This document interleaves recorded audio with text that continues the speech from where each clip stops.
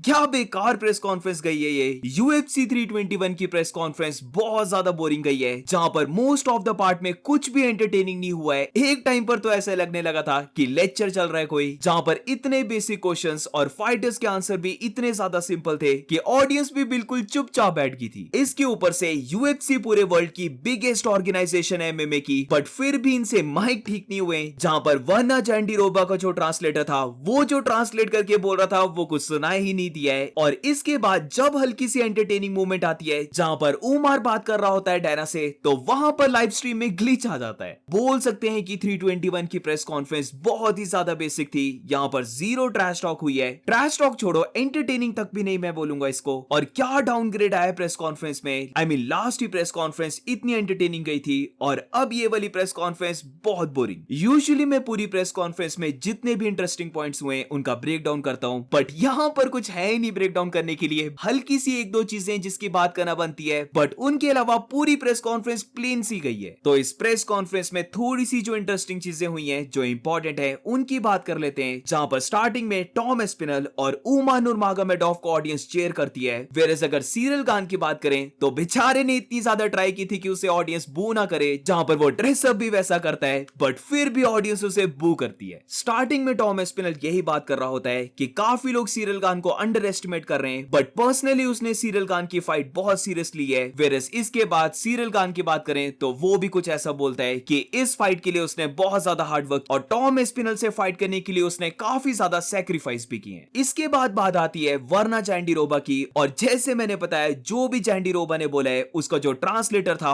उसकी आवाज आ ही नहीं रही थी। उसके माइक की ही वॉल्यूम इतनी ज्यादा लो थी कि कुछ समझ ही नहीं आया कि क्या बोला है। और ये चीज एक कान से बहरा डैना वाइट को भी पता लग गई, जहां पर वो भी ये बोलता है कि माइक फिक्स करवाओ। इसके बाद मारियो बटिस्टा की बात करते हैं, जहां पर मारियो बटिस्टा बोलता है कि वो यहां पर फाइट में डिसीजन को नहीं देख रहा है, बल्कि वो लुक फॉरवर्ड कर रहा है फिनिश करने के लिए उमर को, जहां पर वो चाहता है कि उसे टाइटल शॉट मिले, और ये टाइटल शॉट पाने के लिए उसे बाकी कंटेंडर से डिफरेंट होना पड़ेगा। और इसीलिए वो यहां पर फाइट में एम कर रहा है कि वो उमर को फिनिश करे। उमर नुरमागोमेडोव की बात करें तो वो यहां पर फिनिश का तो नहीं बोलता है, बट वो यही बोलता है कि वो अपने हर एक स्किल सेट को शो करने वाला है और ऑडियंस के लिए एक गुड परफॉर्मेंस को पुट ऑन करने वाला है। अब यहां पर थोड़ी सी इंटरेस्टिंग बात आती है, जिधर सीरियल खान का यही कहना था कि उसके पास है वो एबिलिटी जहां पर वो टॉम एस्पिनल को डीप वाटर्स में लेके आ रहा है, और ये चीज करने के लिए जो उसने ट्रेनिंग कैंप किया था वो इस बार उसने बहुत डिफरेंट किया है। तो इसका रिप्लाई देते हुए टॉम एस्पिनल ये कहता है कि